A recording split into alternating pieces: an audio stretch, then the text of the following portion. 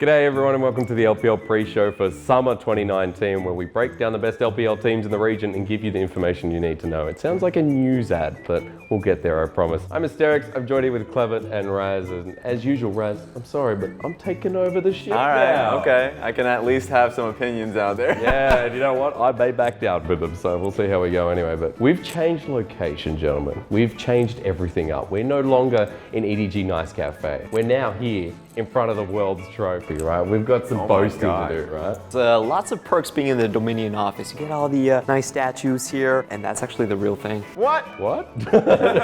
Nobody ever told you? Oh, wow, no. Pulling some strings, that's what's happened. I thought that was a replica, but okay, Clement, that's a good way to start. Hey, gents, we just come out of one of the most competitive summer splits. And of course, when we go and talk about the LPL, we always boast about it, a little bit biased about our own region. But this time around again, we have had a close nail-biting split with Sunday, our last day, being a great way to end it. Here's the thing, I've gotten so used to specifically Snake/LNG being put in this position. It's always come down to the last day, so it's always one of those things where at least for the 8th place spot, I remember even last split was a great example of like both JDG and Team WE going at it and then like being swapped from 5th to 8th place. And then Sino Dragons getting bumped out, BLG not having that opportunity. So I feel personally that it just becomes like the standard of the LPL that a lot of the teams start cramming at the very end. I will say that even though this split is still really competitive on the bottom, just getting into playoffs, however, we have to mention that FPX was clearly the most dominant team,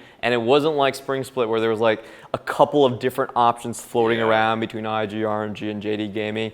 This split, it's FPX dominating. It was actually just historical. Game by game win rate, they're 3rd best in the history of the LPL. You got OMG 2014 Spring, with 89% win rate in terms of just the games. Then you have Invictus Gaming 2018 Spring, 88%, and then just by 0.2% off, literally just a game off, FPX is right underneath it. I saw your tweet. That's incredible for a team that like came into 2019 with a change-up. You wouldn't think it'd be this dominant, right? But then FPX showcased themselves in 2 splits strong. So yeah, I think FPX is a team. I kind of said it a few times, but I feel like their current progression throughout the season really does remind me of Invictus Gaming during the spring split, 2018 actually.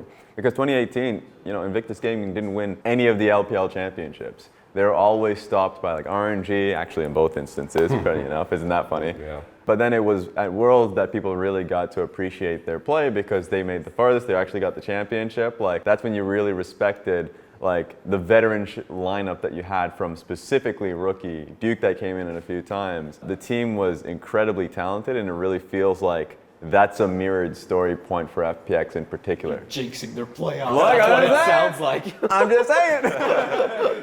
Putting that out there. Hey, we ain't there yet. I want to talk specifically about the last day before we go into playoffs, before we go into, you know, sneaky MVPs I'll lead us to. That last day where it was LNG, WE, that final spot, talking about the competitive nature of the region. Yeah, that one was a doozy because we really only had like 2 teams confirm on the last 2 days. Invictus Gaming, which were our world championships, only clinched on the 2nd to last day in their 15th matchup. And we finally saw Ning got back into form after being subbed out, put on the bench by Lil Yin. IG is in a very peculiar position where even though they're the 8th seed, not the 8th seed, the 7th seed. Felt like it. Yeah. Nobody wants to face them whatsoever because they still have that potential, the only team to beat FPX the entire split, to suddenly show up in complete form and just take over League. We haven't seen it in regular split. The regular split was pretty atrocious to be absolutely honest, but they still have a very strong following going into playoffs. Yeah, I think this team was kind of met with a lot of weird like mishaps that came through since MSI. Remember, after MSI,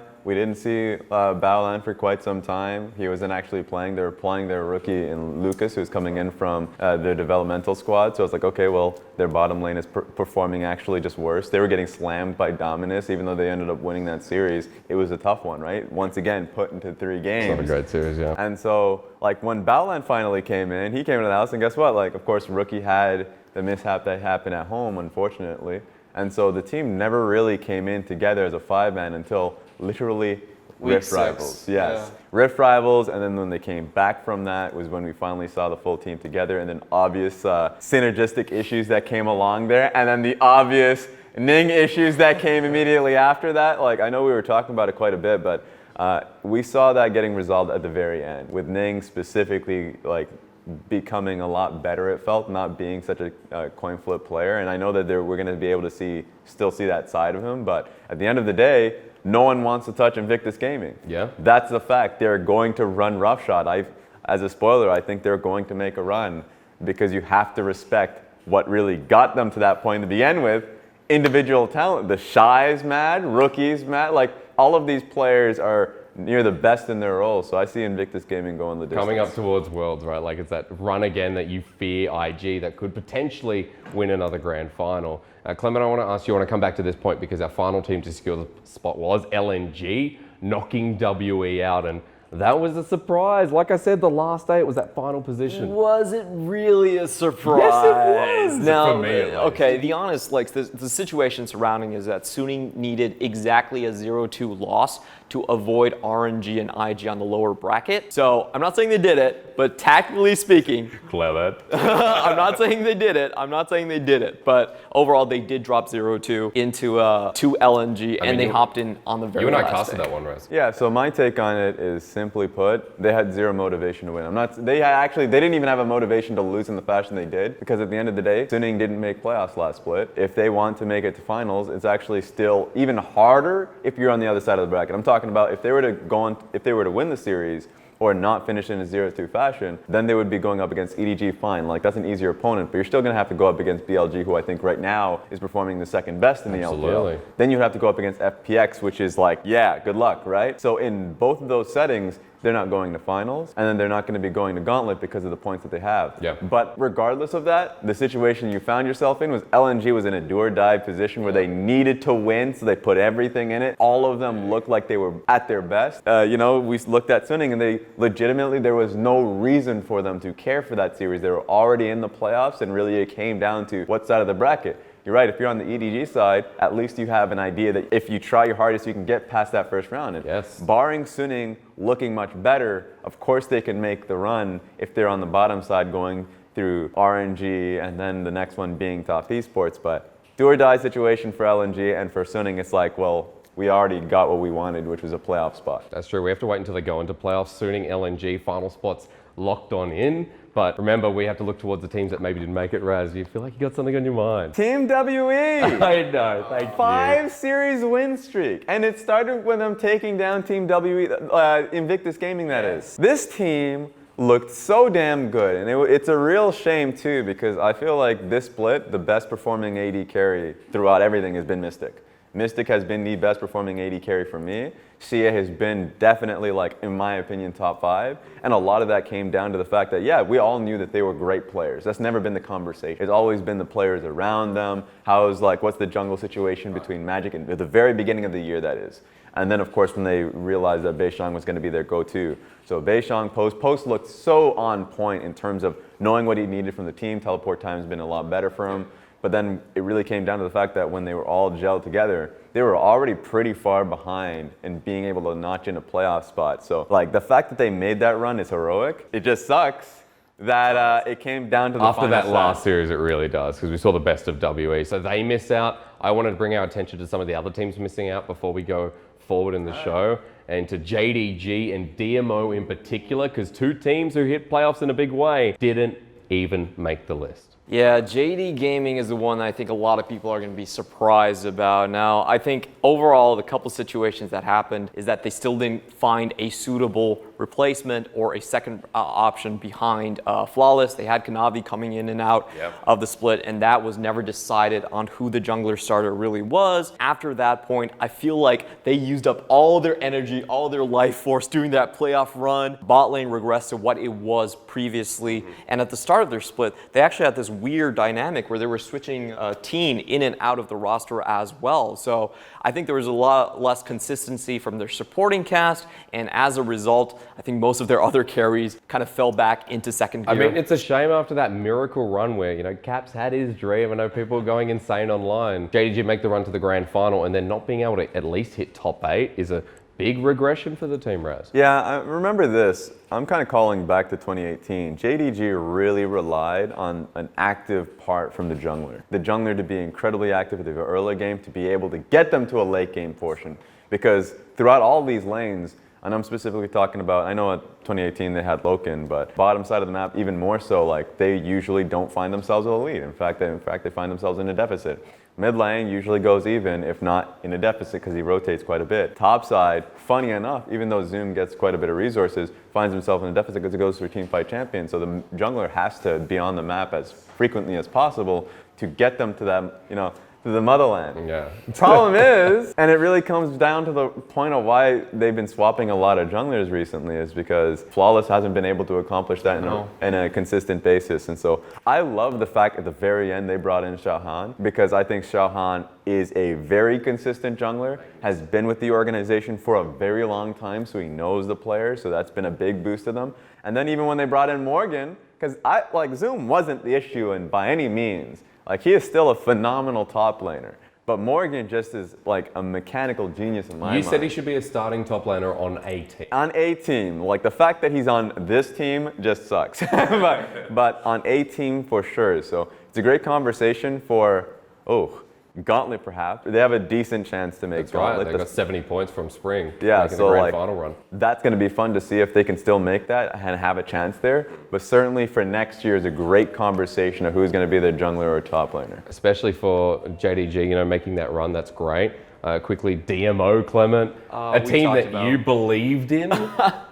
Yeah, they really sunk my prediction rates, by the way, this split. And we kind of talked to DMO and saw kind of chatted about their problems with them. And first off, the jungling changes, the Scuttle being moved to later into the game really hurt them, because they were always looking for Twyla and Xiaopeng to contest that earlier on and set out that dominance, and then use that lead to snowball them into their late game team fighting that they're so well known for. Yeah, the that sword didn't really and shield, happen. you coined it. Yeah, they they never lost on the Sion and Kaisa for like one split, but afterwards, just the jungle changes, and then the big thing, the top lane changes. Yes. Chang Hong really didn't cut it at the start of the split and then retired middle of it. After Natural came back on, they actually had a much better win rate, but by then it was already too late to salvage. It was too late. For anyone out there who doesn't know, DMO made that run, of course, as Sino Dragon towards EDG in the first split. That's what put them on our minds. But Natural was a big change to the roster, Raz. Yes, he was. And I think that it was a very positive change. Remember, I did a preseason ranking, or at least like mid-season, I suppose, because in between spring and summer split. And a lot of people were surprised that I felt that I counted Sino Dragons, or now known as Dominus, out of playoffs entirely.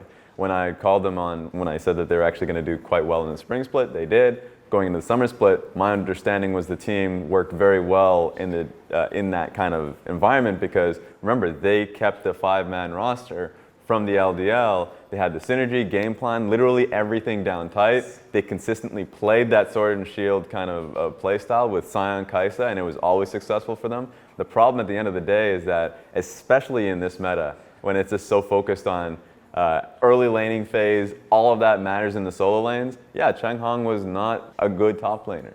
That's what hurt a lot. And at times, like really early on in the split, the same case was there for Twyla. Twyla as a mid laner a lot of the times was like in a deficit or just trying his hardest to scale into team fights. And so it was a very similar situation to JD, but to a worse point, because it felt like a lot of the execution in team fights when they finally got there was also misplayed. So it was them still playing worse individually than they were in the spring split, but also every other team that had major roster changes has simply caught up. So when they did change to Natural, that's a point that I didn't expect, right? For a new team to come in, they really felt like brothers coming in from the LPL. That put them on that win streak as well for DMO. Yeah, but the fact that they made that huge change for themselves in both Aitong and Natural, for me, I was very surprised, because new teams don't usually do that quickly on. So I thought that was a great indication of what this team has in the future. I thought it was going to be the very near future, since I thought they were going to be in the playoffs and a big end of it. Yeah, but at least for next year, there's a lot of good things that's happening for Dominus, because they are very quick to understanding what's plaguing the team. That's right. Feels like we're looking towards next year for DMO. Of course, we have to be. They can't make the gauntlet.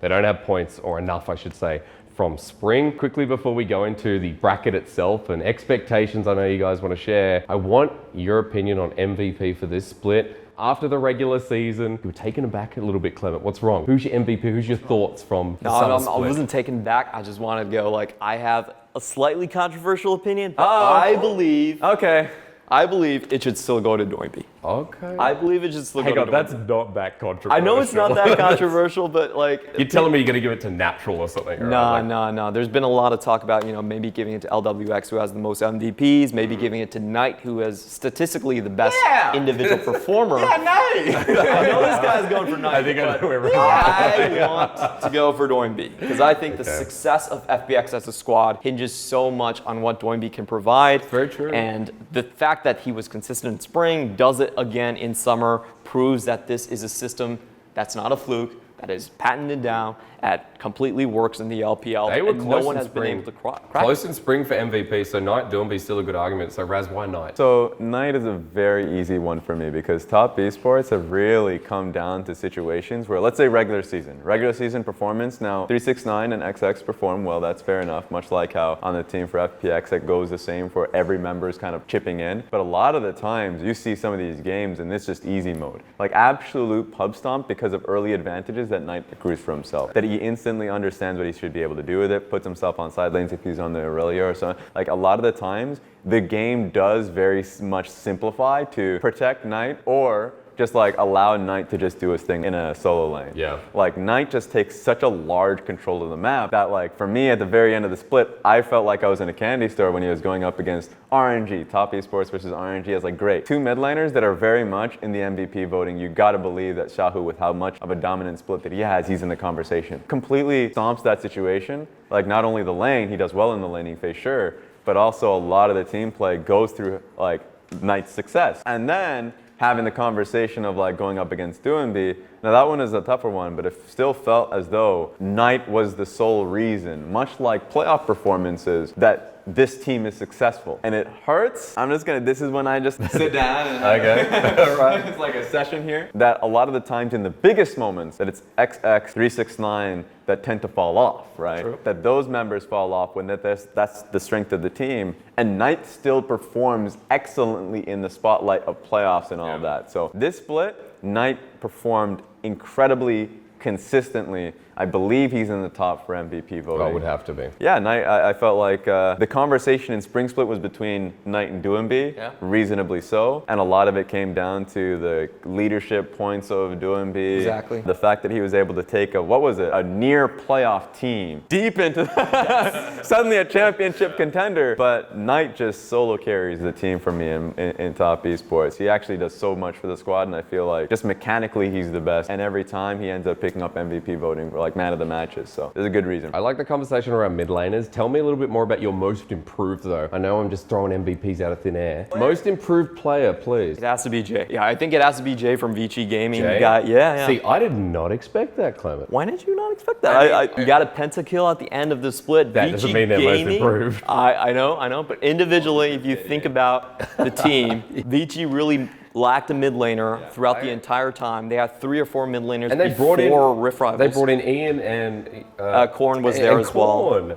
And that's hard to come in over the top of those two players. Maybe. I would say they're middle of the pack, but I wouldn't put it as extremely difficult for the LPL mid laners. But Jay, after Rift Rivals, I think he became a real force behind the team. Like his Talia looked incredibly good. Remember when he went up against IG? Just solo killed Solo rookie in rookie lane. twice in lane. Right. Actually set up a lot of their team fights very well, and in the later parts of the split, he had a really good Kiana as well. So for me, Jay really has been the standout most improved. That's a very powerful most improved. Raz, I'm curious for your take. Thinking Quad 10, even though Rogue Warrior still didn't make it into playoffs, so that kind of draws it into question. I think Quad 10 as a player in Spring Split was especially, I felt, the worst mid laner. Yeah. So he had made such egregious errors in lane and in team fights. I was very surprised how much confidence he had in like some of the picks like Yasuo, and when a lot of the times it just didn't make too much sense. At times you'd say give him a more supportive pick, or give more time to Kongming, who was on the roster at the time. But then he comes into the split, a rejuvenated Rogue Warriors that brought in Holder into the top lane, Haro in the jungle. And while I had faith that this team would be a playoff team,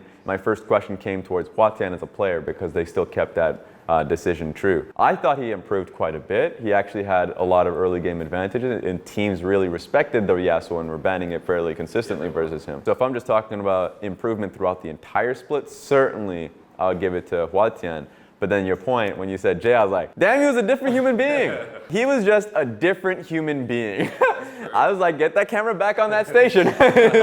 Who's playing on that computer? I gotta say, Huatian went from like worse to, into the middle, but Jay went from bottom to actually being good. Where'd you go? This is a really sweet note to end on for MVP, so I like that. I wasn't expecting that, actually. You always expect those top tier teams where it's like, well, they got a little bit better, but you're right. Jay and Huatian got so much better. So leading into 2020, players to keep our eyes on. I do want to move now into playoff and the bracket itself, starting with our first matchup in EDG and LNG on the top side.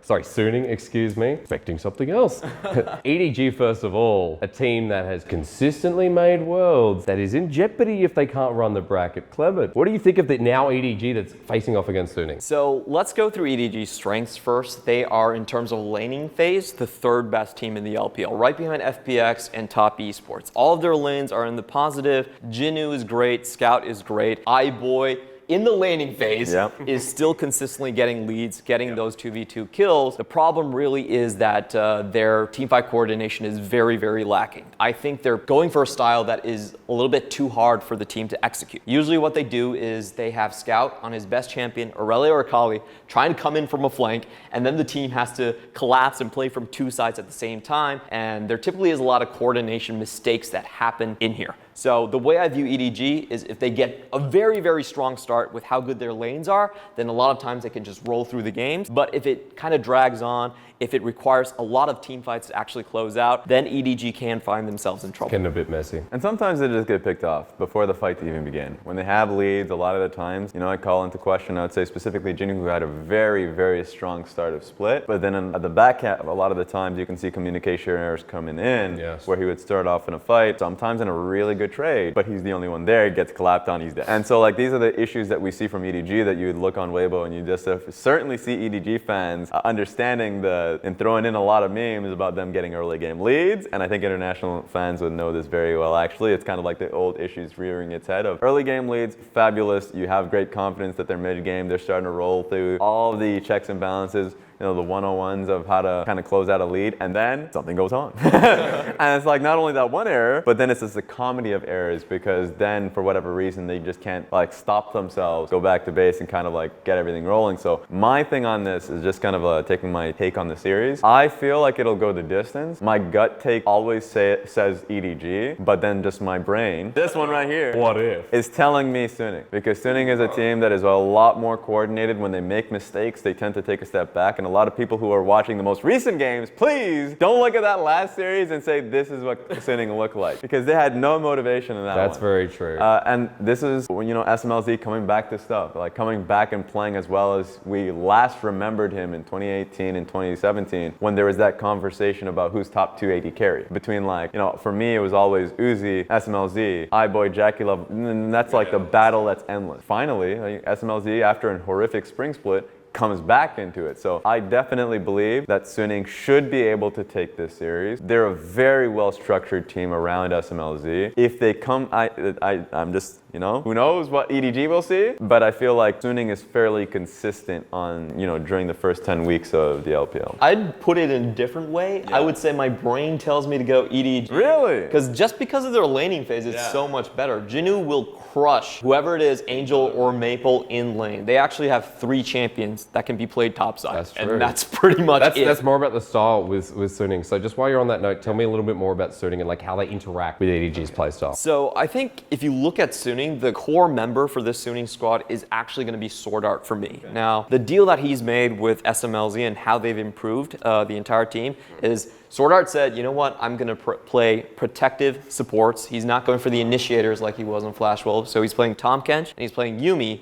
And what they're doing is at least they've made SMLZ to agree to join the early fights. It said, you know what? I have to do this roam. You're coming along with me, but I will protect you during these fights. So the best style that Suning has done is catching people off in the side lanes. Their most dangerous compositions include ambushing, didn't you? Yes, I call them the ambush predators because they can teleport Angel's Twisted Fate to the side lane, and suddenly they come at you with an Abyssal Voyage, with Yuumi tagged onto a teleport from SMLZ, and the entire team is there. They literally just pick the over-aggressive teams off in the LPL, and that has been their bread and butter playstyle. So they're very good at just making those uncoordinated teams their prey. However, their problem usually comes from, number one, getting out of the laning phase is kind of tough, especially because they have no natural top laner. And number two is that their late game also is a bit shaky. They don't have a natural frontliner. No one really takes over the initiation role. So we've actually seen them be the third least team to convert a 15-minute gold lead into a win. So those are the kind of situations that Suning is currently in. The way I see it between them and EDG is that they likely won't make it out of the first part, which is just the laning phase deficit. That's an interesting one, because I remember a stat of them, I think they're fourth or something at being able to attain a lead at the first 15 minutes of the game. So they get to that point quite a bit. A lot of their drafts, outside of the one that you outlined, and they're certainly going to aim for a Tahm Kench, so I'm certainly expecting a Tahm Kench ban throughout all potential 5 games. But I expect them to be going towards like the Kennons, Jace, try and find early lane advantages as much as possible. I think that EDG have the better players in comparison. I think the only one that I would say is performing better this split between, like, just talking about roles here, would be SMLZ, I think, has had a better split, much better split than iBoy has. So that's a really interesting one, comparison. And at the end of the day, if we simplify the playstyles for both of these teams, they do try and get bot lane leads in certain different respects. Now, for EDG, they try and pick the best bot lanes possible. You get attacked. That fly has decided to find you. While for Suning, they try and just kind of pick for a late game comp, so they're willing to get pushed in bot side, which is interesting. But then you go into team fights, SMLZ has amazing team fight execution. Maybe we'll see iBoy of old, but right now it just seems like SMLZ will be the easiest bet to go for. I like that you answered the matchup question, Clement. Quickly before we move on to the next series, tell me Suning or EDG, because I got Raz's take with the uncontrollable. I'm a very unconfident EDG supporter in this one. I feel like, here's what I feel like the score will be. I think the score is going to be 3-1, but it's going to go either way relatively quickly. Okay. If EDG fall down, I don't think they've proven themselves to actually get back up and go through a series. I would say EDG is actually a worse BO5 team than they are with the BO3s. Really? Yeah, I definitely think that they need a BO5. So at this point, remember that EDG, they will not make Worlds if they lose this series here as well. They have no points from Spring, so history could be made in this simple first series against Suning, or your brain's telling you a different answer. I like that. We revisit this quickly in the end. So gentlemen, we're going to move on to LNG and IG, because for EDG and Suning, it feels a little bit closer. For IG, LNG, what are your thoughts, Clement? I'll start with you on this series walking into it. So I think LNG do not know what their style is going into it. If you look at their trajectory, they've beat Vici, they beat Suning on the very last day. We talked about this. Barely beat Vici. And then OMG. So basically, outside of the 4 wins they got in the start of the split, they didn't win anything past it. And big move has been swapping in a new mid laner in your last 2 series, just because likely has better communication with SOFM, is a big question mark for me. Now, I just want to kind of brief let the viewers understand LNG's problems.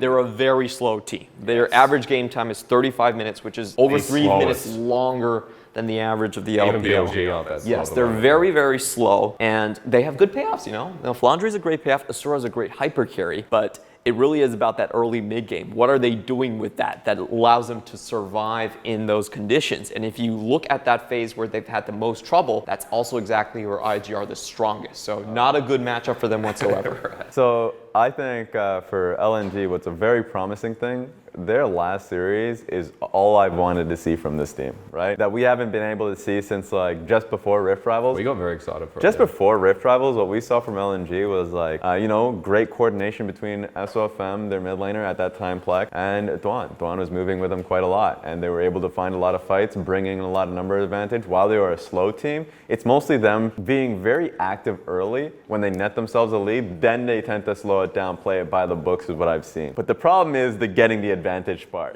The first 5 minutes, like in the games that they play poorly, it's very mind-numbing when you see a lot of the plays that SOFM will look for, because you look at the mini-map and you're just like, there's no follow-up here. There's not going to be follow-up here. Sometimes the follow-up is like, okay, it's there, but we're fighting over Raptor Camp. Or like a lot of the times you ask like those questions, all of that was resolved in the last series. And people are going to kind of sing it away by saying Suning was just not trying, but like this is the LNG. If we see that in this series, we'll take a game off of IG, if not two. I'm a believer now because you look across the ocean, somehow clutch, you know, Team Liquid to 5 games. I feel like the player quality on LNG is very high. That's true. Asura, like you got Flandre, those 2 players that you mentioned are just insane right now. Yep. And then you have SOFM at his best. He actually just can hard carry a team. So they can take games 100%. IG will take the series in my mind. I literally don't see a possibility, but I do see them being pushed by him. So you don't think this one goes to 5 games? You think this is just cut and dry?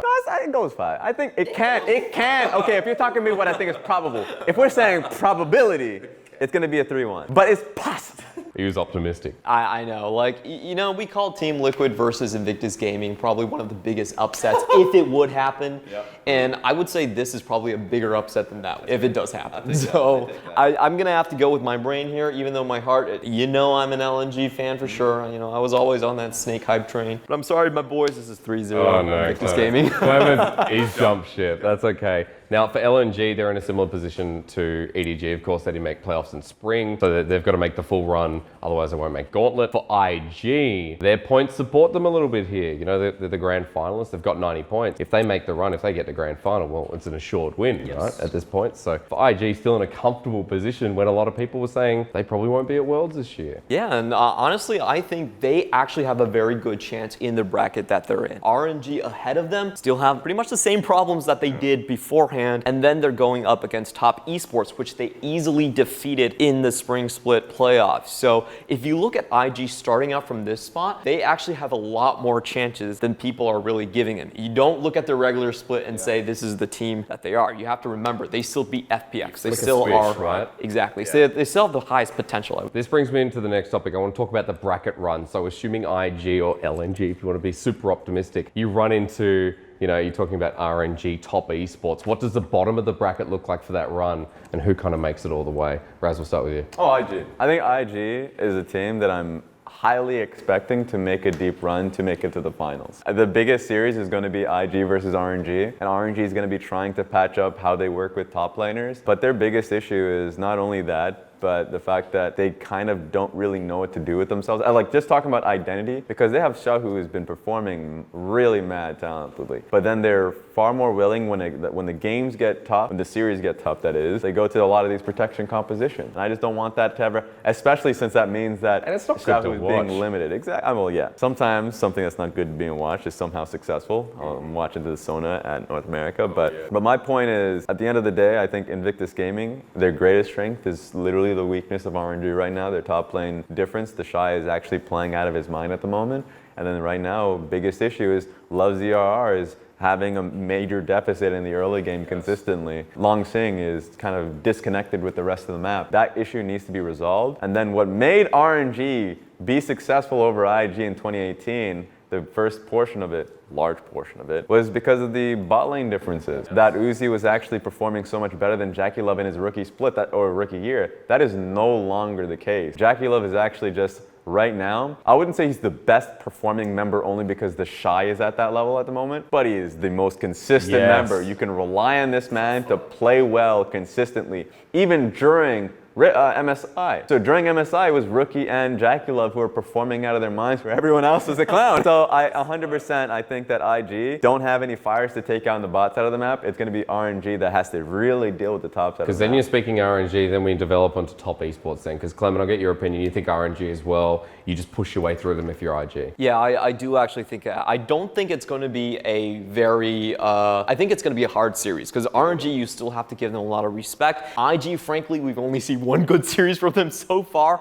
after their full roster. But I will say, just with how the teams match up against each other, I do expect an IG in a 3-2 victory over RNG. And going on to Top Esports. Yeah, take me forward. That's the interesting one, because I really want to see if Top Esports have patched up their deficits when their top laner falls behind. Don't get fooled by the name. Top Esports does not give a lot of attention to their top lane whatsoever. That was the problem in Spring Split, and it was still the same problem in this regular season as well, as when 369 falls behind, gets consistently ganked, then there's almost no way that XX can bring him back into the game. XX himself is actually more of a scaling type of jungler. He has very little ganks into his lanes, and he leads more on the EXP and gold lead going later into the game, into the team fights and whatnot. So they don't have a lot of mechanisms to catch back their lanes, and I think that's going to be very problematic if Ning comes back and he's in good synergy with the Shy. I just want to see Top Esports go into a playoff and then play the same style they did during the regular season. During the regular season in spring, they were playing through topside. They were playing through mid and top. A lot of the times, XX is a notorious camper. But then they go into playoffs and 369 is expected to play well versus the Shy when he doesn't have any ganks, and so they bring in Moyu and all those issues coming up. While at the same time, playing through Loken and Ben on their Callista comp. So I was like, well, this is a big change, right? Obviously, they must be trying to change things up for whatever, like, scrim reasons. But this time around, 369 is having another great split. Same as, I mean, I'm not even going to question Knight. Knight's been obviously an MVP performer in my eyes. So, and I just need to see them play topside consistently. Loken and Ben have been doing a fine job playing to the bot side of the map. Like, I actually compare them very, very closely to Dom1 as a team that plays towards topside so consistently, and like their bot side is essentially just there to farm as much as possible, use the support to rotate up top side. That's what I want to be able to see this team do consistently. They have a tough bracket. That's all I'm going to say. They're going to have to deal with IG or There's RNG. a lot going on down in that bracket. Exactly, but they should be confident, this is a bad thing, but you know, whatever, that they have points. They at least have quite a lot of points that if they end up losing to IG in my eyes, or RNG if anything happens in the quarterfinals, that they can go into the Gauntlet and make that, or at least be the boss in that run, be that final team. Top Esports, IG feel like they have a bit of a safety net with the points they've gathered from spring. That's the bottom side of the bracket, and you're both assuming that IG will make finals, correct, at this point, that you expect to see them there. Raz, I'll get a confirmation. Yeah, of course. Okay, that's the bottom side of the bracket. Who meets them there from the top side? Because it's still hefty up there with, you talked about EDG Suning. We don't know which way that's going to go. Walk me through the top side, Clement. All right, so the one that we have to talk about, and the one that got robbed of the playoff berth in Spring Split, is BLG. And BLG... By one series. Yes, I know. BLG were actually 9 match wins in the spring, so it's finally good to see them there. And I think this BLG brings a lot of the same weapons they had in Spring Split. They're very organized, they're very controlled, they have good vision score. What's wrong? And then... What's wrong? He asked you do you think BLG can make it to the finals? No, but he said, talk me through this. Okay. I was worried. Okay, go on. All right, so I think they're going to be the gatekeeper for whoever comes up from the first series. Whether it be EDG or Suning, I don't think they get across BLG. ADD is much improved. He's actually been a very good split pusher, especially on the Camille. I have full faith that BLG will block whoever comes up, but then they go up against FPX, and you know my opinions on FPX. I think they're far away the best team in the entire LPL right now, and their style of playing 4-2, just swapping around with mid lane priority, is something that Kuro can't really match up to. I think stylistically, they actually have a pretty good matchup against BLG. Yeah, I think if we're talking about gatekeepers, they're definitely the worst customs officer to get by. They just said no every time. Get another different work, paper work, visa, whatever. And he's like, no, still go back. Once you came. So 100% I think BLG as a team, I already mentioned that I think they're the second best performing team at this very moment.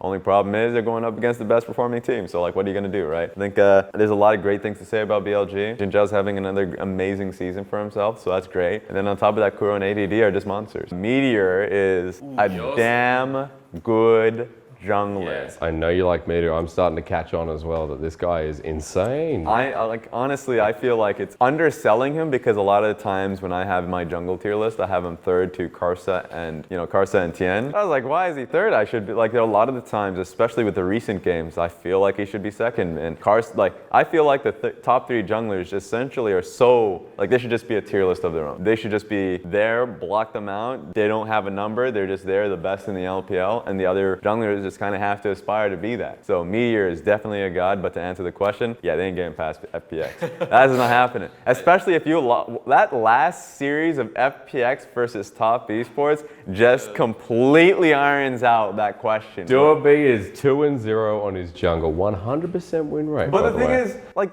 your eyes, your eyes are going towards the mid and jungle for sure because Tien plays mid and Doombi goes into jungle. But the intellectuals are like, ooh, Gimgoon though. Gimgoon's the only one who's like really putting in the meta champions you'll probably see in the playoffs, and he is hard smurfing in so many instances. 3-man dives, plays it so optimally.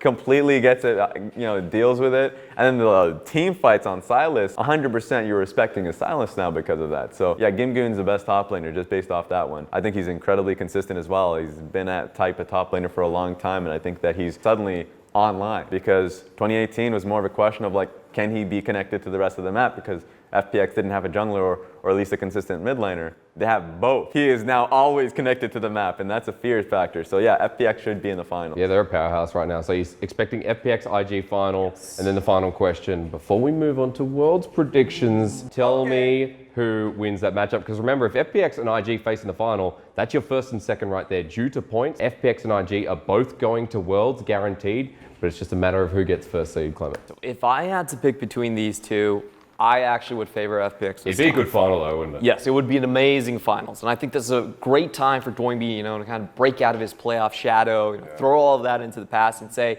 I am the best player, most important player in the LPL as of now, and just win that series. Like, it's going to be very close given their series that was played in the regular split, where the Shy basically hard carried the last 2 games to get them a win. But I don't think that's going to happen every single time. That has to be, even for the Shy, that has to be like once in like 10 games or something. So I do think that FPX, with how well they're rounded right now, like Gimgoon in Spring Split, you said he lost to Zoom, probably wouldn't get over the Shy, but Gimgoon this split, like you were talking about, is having a career year.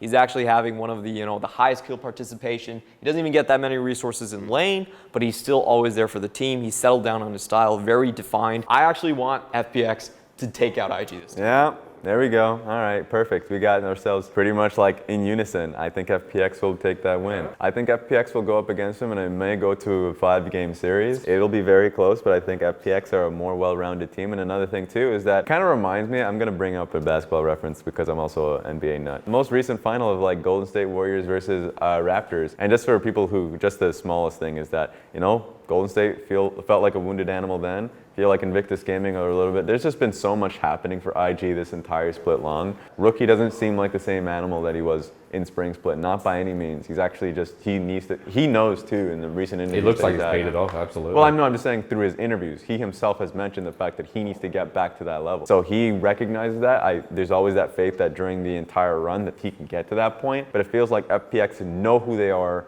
from the very beginning of the season. They've played to that, only gotten better. Crisp is, in my eyes, like, second best support right now to Ming, but across the board, they're excellent. Doombi should be able to deal with mid. Jungle is going to be a heavy mismatch in my eyes. Consistency is there for Tien. And so the main strength of FPX is going to be there, and it's going to be unperturbed. That Doombi and Tien are going to be able to rotate quite frequently, and I feel like they're going to get what they want there. So a lot of those questions that you'd maybe think that the Shy is going to have a way and angle in, remember, the top lane doesn't have much of a say in how his lane actually works out. It's jungle difference, it's mid lane difference, and I feel like FPX will have that. I like that you're both aligned. FPX IG final, that's what you're saying, meaning first and second goes to either of the successors, right? And Doombi gets to go to his first World. So that's exciting as well, right? Like his first technically international event outside of Rift Rivals. So considering we're talking about FPX and IG being first and second, who fills that void and goes to Worlds? Who goes with them? And who makes the gauntlet run? Clement, it's your time to shine. Ooh, so this one's kind of pretty difficult, but we have to go by the bracket we set out. So RNG is going to be cut. They only got 10 points in spring. Goodbye. Goodbye. Yep. And what the gauntlet would look like then would actually be BLG, JD Gaming, and then Top Esports. So if I had to pick one out of those 3, my heart kind of goes with Top Esports. Yeah. I feel like they're going to get an extra series to scout out what BLG are doing. And with Knight and 369 on the big stage. I feel like their solo lanes can actually outpower Kuro and ADD when it really comes down to it. I think Top Esports are going to be the third one representing LPL. All right, this is going to be fun. I think Gauntlet's going to be great. I think it's going to be a BLG. BLG, it's going to be jungle top difference for me. I think while 369's been playing well, he still, for me, needs to prove that on the big stage, he can get that job done a lot of the times.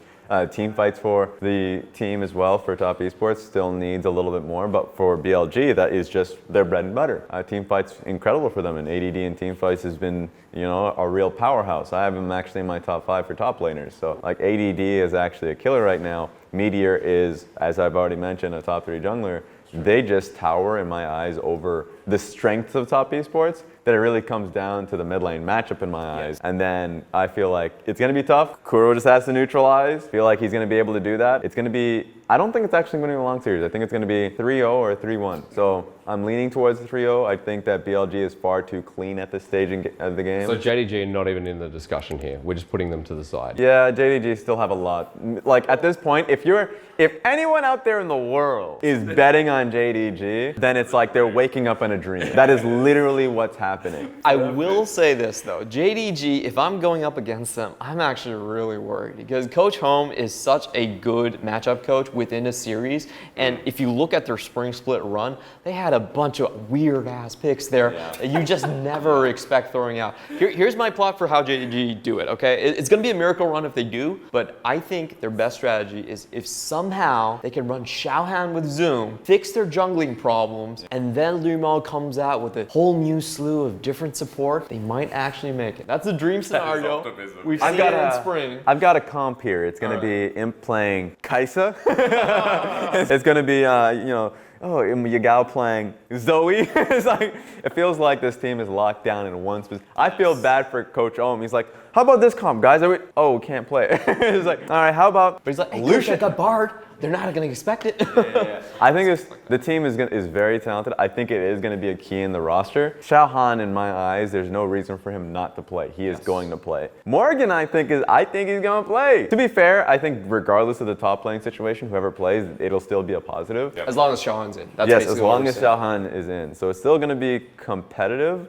I just don't give them much of a chance. I like that our gauntlet feels competitive, if you're even considering, you know, the possibility, even if it's small, of JDG. But BLG, Top Esports, that's what I take away from that as being your individual top 3 or how they fit in. Those are the teams that go to Worlds. Finally, before we finish everything off, tell me the best big caster? picture. Yeah. No. Tell me the big picture of Worlds. Tell me where LPL fits in and who takes Worlds. I know it's playoff prediction show, but I just want to look further. Let me start first, because I don't want to end on a bad note. Hello, everybody in the LPL Preview Show. I think LCK is too strong. But honestly, I think, you know, there's always that conversation about international events and, you know, Korea being out and that whole haha situation. You know, Damwon looks spectacular, SKT looks spectacular, Griffin's already locked in. So, and a lot of the thing is, while we have so many unique teams in the LPL, guess what? Now we sent one of those guys in the play-in stage, and they were already pretty damn good at being able to adapt. And like a great example was actually Gen G as an organization while they are gone. I just sent them out on that one. They're like that. Usually you get teams like that, like Griffin, that doesn't have the experience, get that international experience, learn on the way there, grow, become a monster. And I feel like one of those teams, I would actually make the grand bet and say Damwon ends up taking it all. But that's me. And somehow Rift Rivals has changed me. But I'll just send that out there. You guys do what you want with that. We did go to Seoul. That's fair, you know. It was a all nice right. place. Hopefully you can end this on a good note. Clevet, will LPL win Worlds? North America. No, I was actually going with LMS. All right. Oh, no, I'm just kidding. This is a weird split for me because it feels like FPX were not really as contested as they were in the spring split. That's my biggest worry. They are by and far away the best team. And if it was as close at spring, I would still go like, okay, I have my faith in FPX. They're going to go on to the world. They're going to do great. But this time around, I'm a little bit shaken. I'm actually a bit reserved on this one. A lot of the times, and while I do think that this split has actually been really competitive, we have a lot of good teams in the LPL. Whenever you see a team like this, that black duck or something right there. That's just like, well, how's he gonna do well like with the other guys? Like in general, that was the question that people sent for G2 before they became champions. Yeah. That's the question that you just end up having a question for, like for a team that didn't have that international presence. So for us, obviously we don't know. I think FPX will perform well just because across the board, they look like a great team. They've done like, their mid game is far more improved than we've seen them in Spring Split. And from any of the past DoinB teams, this is the one that's the most well structured. I am so hyped if DoinB gets to meet Chovy, because you have no idea what's going to be picked. We've been waiting. Both of them have 18 champions, currently the most out of any premier region. So just imagine the coaches going, okay, which out of the 36 am I picking right here? You know, just as a possibility, you know, LMS could win Worlds if you end up having Warhorse getting that big chip, somehow Suning making it. The LPL is the best opportunity for the LMS. That's true. I will throw my support. There we go. So before we finish up, just give me an honest answer. Raz Gaming down 1. Give me someone for Worlds. Just one. I actually Don't say feel LMS strongly again. for G2. I feel like playing in their home arena, like people haven't, like I was there in 2015 in that arena, and I knew how much it actually meant to have home court advantage. The food fits you, the fans are great, you know, the referees speak your language, everything's going smoothly, you know. It's such a huge boon, and the thing about FPX is even though I like this team, this is their first real venture into the world. They're going to the West this time. It's not going to be played within the Rift rival, East Asian regions. So What happened the last time a Worlds event was in Europe? I feel like there were too many Korean teams in the finals. yeah. And it seems like a certain stadium was a little too silent. I'm just saying, it may be a strength. It also may be a lot of responsibilities. Bit of a weakness, right? Yeah. Just putting that out there. Also, there may be a certain European caster who's on this team right now giving me a dirty glare because of this. But I'm just putting that out there. It's not necessarily a strength. It would be amazing if G2 actually took this one. All right. A huge narrative point for the region. Great way to end, gentlemen. Thank you for joining me, Raz, Clement. Not even going to announce myself this time because it's not on broadcast. Of course, LPL will be kicking off playoffs as we go into August 22nd. That is on this Thursday where we start with EDG and Suning. It's bye for now, but not forever.